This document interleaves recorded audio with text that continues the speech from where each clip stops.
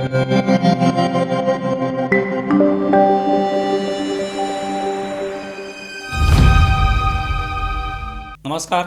News डंकामध्ये मी महेश विचारे आपल्या सगळ्यांचं मनपूर्वक स्वागत करतो.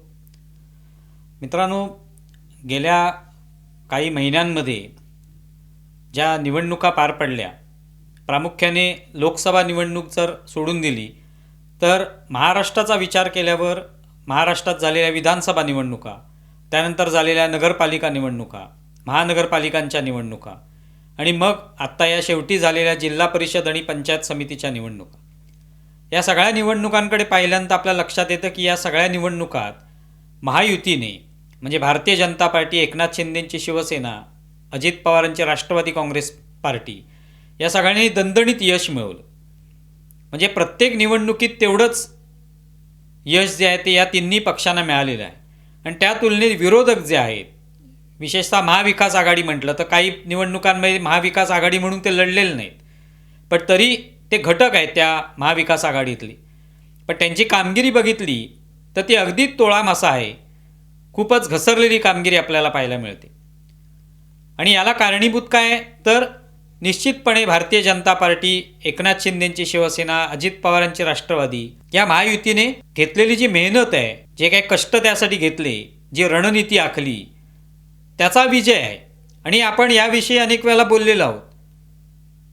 पण हे बोलणारे जे लोक असतात, म्हणजे प्रामुख्याने पत्रकार असतील किंवा यूट्यूबवर बोलणारे असतील, त्यांनी अशा पद्धतीची काही मांडणी केली की हे सगळं त्यांच्या मेहनतीमुळे झालेलं आहे, त्यांनी उपसलेल्या कष्टांमुळे झालेलं आहे, त्यांनी तळागाळापर्यंत प्रचार केला त्यामुळे झालेलं आहे, असं म्हटलं की त्याला एक असं स्वरूप दिलं जातं की हे सगळं अंधभक्तीतून बोललं जातं. हे सगळं कुठेतरी ठराविक हे जे लोक आहेत बोलणारे, हे सगळे भाजपाचे कुठेतरी समर्थन करणारे लोक आहेत, अशा पद्धतीने त्याची टीका केली जाते किंवा त्याच्याबद्दल बोललं जातं. आज आता संजय राऊत जे उभाटाचे खासदार आहेत आणि प्रवक्ते आहेत, त्यांनी आपल्या पक्षाच्या मुखपत्रातून जो लेख लिहिला त्याच्यातून शेवटी हेच म्हणणं मांडलेलं आहे. मी अर्थात संजय राऊत जे बोलले त्याचं कौतुक करण्याची अजिबात गरज नाही, तेच सत्य होतं, तेच वास्तव होतं. पण ते कधी मांडलं गेलं नाही. जे मांडत होते त्यांना एक प्रकारे गोदी मीडिया ठरवायचं, त्यांना कुठेतरी भाजपाचे समर्थन करणारे, त्यांचे समर्थक, त्यांचे कार्यकर्ते असं म्हणायचं, टिंगलटवाळीचा विषय करायचा, हे सातत्याने सुरू होतं. पण वास्तव तेच होतं की या सगळ्या पक्षांनी, त्यातल्या नेत्यांनी अथक मेहनत घेतली म्हणून हे शक्य झालं. संजय राऊतांनी त्याच्यामध्ये आपल्या पक्षाच्या, म्हणजे ज्या पक्षाचे ते खासदार आहेत, त्या पक्षाचे नेते उद्धव ठाकरे किंवा आत्ता त्यांच्यासोबत आलेले राज ठाकरे, या दोघांचा उल्लेख करून म्हटलं की या दोघांनी जर महाराष्ट्र पालथा घातला असता तर निश्चितपणे आकडे बदलले असते, काहीतरी बदल दिसला असता. मग हेच सांगितलं जात होतं. पण चर्चा कसली होती तर दोन बंधू एकत्र आले, ठाकरे ब्रँड एकत्र आला, आता महाराष्ट्रामधलं राजकारण बदलणार. हे सगळं कोण सांगत होतं तर काही मीडियातले लोक सांगत होते. ते लोक जे सांगतायत ते खरं असं मानलं जात होतं की ब्रँड जो आहे तो काहीतरी त्या ठिकाणी चमत्कार करून दाखवणार, मराठी माणसाचं हित त्याच्यामध्येच आहे, आणि जर या ब्रँडला लोकांनी मतदान केलं नाही तर मराठी माणसासाठी शेवटची निवडणूक असेल, असं आत्ता या महानगरपालिकांच्या निवडणुकीत झालं. पण शेवटी हाती काय लागलं? मुंबई महानगरपालिकेमध्ये निश्चितपणे उद्धव ठाकरेंना एक 65-67 जागा जिंकता आल्या. त्याच्या पलीकडे काय झालं? राज ठाकरेंनाही त्या मुंबई महानगरपालिकेच्या निवडणुकीत यश मिळालं नाही. एक 6 नगरसेवक त्यांचे निवडून आले. पण बाकी महाराष्ट्राचं काय? बाकी महाराष्ट्रात 29 महानगरपालिकांमध्ये किती यश मिळालं ठाकरे ब्रँडला, महाविकास आघाडीतल्या पक्षांना? तर काही यश मिळालेलं नाही. काही ठिकाणी या 29 महानगरपालिकांपैकी 5-6 महानगरपालिकांमध्ये काँग्रेसची सत्ता आली, कुठे उभाटाची आली. पण 22 महानगरपालिका भाजपाने, महायुतीने जिंकल्या. याला कारणीभूत हेच होतं की या दोन्ही बंधूंनी, ज्या दोन बंधूंचा विचार करायचा झाला, आणि काँग्रेसचा सुद्धा किंवा राष्ट्रवादी काँग्रेस, शरद पवार गटाचा सुद्धा, तर त्यांनी महाराष्ट्र पालथा घातलाच नाही. त्यांनी केवळ मुंबई महानगरपालिकेवर लक्ष दिलं किंवा ठराविक महानगरपालिकांवर लक्ष दिलं, त्याच्यामुळे त्यांची वाताहत झाली. मग जर महाराष्ट्र पालथा घालणारे म्हणजे फडणवीस हे जवळपास सगळ्या महानगरपालिकांच्या मतदारसंघांमध्ये फिरले, तिथे मिरवणुका काढल्या, सभा घेतल्या, एकनाथ शिंदे हे सुद्धा सगळीकडे फिरताना दिसले, अजित पवार होते. आता या जिल्हा परिषदेच्या निवडणुकीपूर्वी अजित पवारांचं निधन झाल्यामुळे ते त्या प्रचारात नसतील, दुर्दैवाने त्यांचं निधन झालं.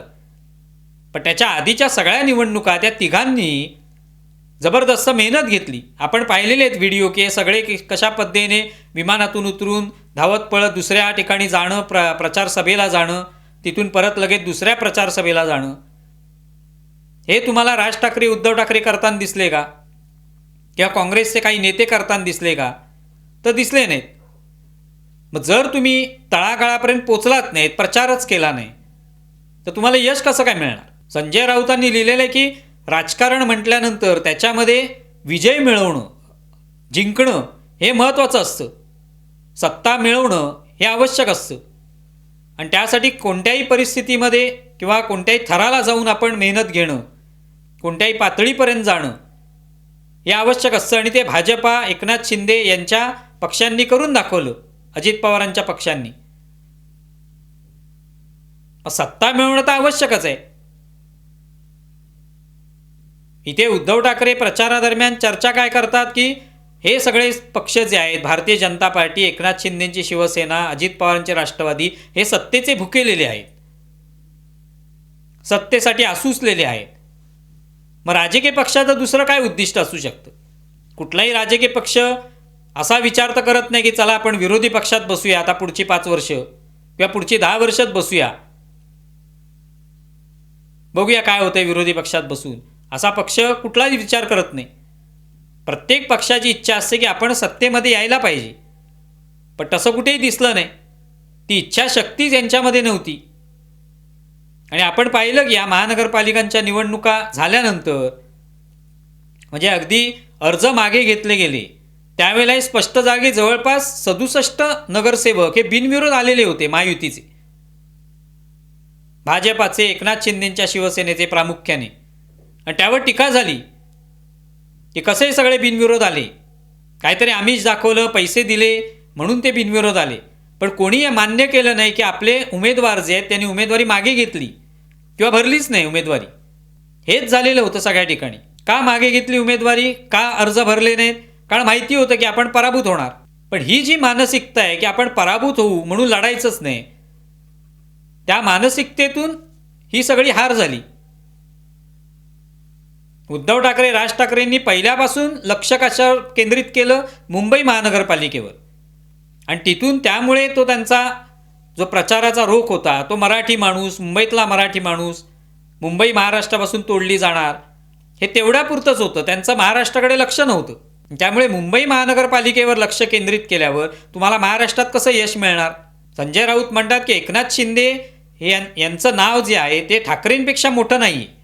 म्हणजे ठाकरे हे अर्थात जेव्हा ठाकरे नाव समोर येतं तेव्हा स्वाभाविकच बाळासाहेब ठाकरेंचं नाव येतं. आणि बाळासाहेब ठाकरेंनी शिवसेना उभी केली, ती संपूर्ण महाराष्ट्रात पसरली, ती बाळासाहेब ठाकरेंमुळे पसरलेली आहे. आणि त्यामुळे शिंदे निश्चितपणे बाळासाहेब ठाकरेंपेक्षा कधी मोठे होऊ शकत नाहीत, त्यांचं नाव मोठं होऊ शकत नाही. पण त्यांनी कधी बाळासाहेबांचं नाव पुसून आपलं नाव मोठं करण्याचा प्रयत्न केला नाही. ते वेगळे झालेले आहेत. त्यांनी स्वतः आमदारांसोबत आपणच शिवसेनेचे प्रमुख आहोत, हीच खरी शिवसेना आहे सांगत लोकांपर्यंत प्रचार केला, मेहनत घेतली. एकनाथ शिंदेने सुद्धा प्रचंड प्रचार केला वेगवेगळ्या ठिकाणी जाऊन, आणि त्याचं फळ त्यांना मिळालं. विधानसभेमध्ये त्यांचे 57 आमदार निवडून आले. नगरपालिकांमध्ये, महानगरपालिकांमध्ये ठीक आहे, मुंबई महानगरपालिकेत त्यांना यश मिळालं नसेल, पण बाकीच्या महानगरपालिकांमध्ये मिळालं. त्यांचे महापौर बसले काही महानगरपालिकांमध्ये. जिल्हा परिषद निवडणुकांमध्ये त्यांना यश मिळालं. त्यावर संजय राऊत म्हणतात हे चमत्कारिक आहे. हा कोणताही चमत्कार नाही आहे. राजकारणात कोणता चमत्कार होऊ शकतो? असा एखाद्या उमेदवाराच्या बाबतीत होऊ शकतं की हा पराभूत होणार होता आणि अचानक जिंकला. पण सगळ्या महानगरपालिकांमध्ये एका महायुतीचं 3 पक्षांचं वर्चस्व राहतं, हा काही चमत्कार होऊ शकत नाही. हा त्यांनी घेतलेली मेहनत, त्यांनी जो काय प्रयत्न केला त्यातून हे घडलेलं आहे. आणि याच्यामध्ये मीडियाचा सुद्धा महत्त्वाचा रोल आहे. मीडियाने सुद्धा हे जे चित्र उभं केलं त्याच्यामध्ये स्वतः संजय राऊत सुद्धा होते, की रोज सकाळी पत्रकारांशी जे संवाद साधला जात होता त्याच्यातून चित्र असं उभं राहिलं की संजय राऊत जे बोलत आहेत तेच पक्षाचं कार्य आहे, तेच पक्षाचं खरं चित्र आहे. आणि मीडिया सुद्धा तेच चित्र दाखवत राहिला की बघा ठाकरे ब्रँड, त्याची चर्चा, ठाकरे ब्रँड कसा ग्रेट आहे बाकीच्या पक्षांपेक्षा, भाजपापेक्षा, एकनाथ शिंदेंच्या शिवसेनेपेक्षा, हे दाखवलं गेलं. जरांगेंचं किती मोठ्या प्रमाणावर उदात्तीकरण केलं गेलं. काय हाती लागलं, काही हाती लागलं नाही. त्याच्यातून मोठं आंदोलन आणि रोजच्या रोज त्याच्यावर चर्चा होत होती. त्या आंदोलनाचा कसा फटका बसेल लोकसभा निवडणुकीत, विधानसभा निवडणुकीत, पुढच्या निवडणुकांमध्ये, पण त्याच्यातूनही काही हाती लागलं नाही. म्हणजे मीडियाने जे सगळे फुगे फुगवले होते मोठे मोठे, ते सगळे फुटले निवडणुकांमध्ये. आणि त्याच्यात स्वतः संजय राऊत यांचाही सहभाग होता. अर्थात त्यांना वरिष्ठांकडून जे आदेश आले त्या पद्धतीनेच ते बोलत असणार, त्यांची जी भूमिका ठरलेली आहे तेच ते बोलतात. पण आज त्यांना कबूल करावं लागलं शेवटी की आमची चूक झाली. म्हणजे अर्थात हे शब्द त्यांनी वापरलेले नाहीत, आमची चूक झाली, पण त्यांनी दाखवून दिलेत त्या चुकाच आहेत.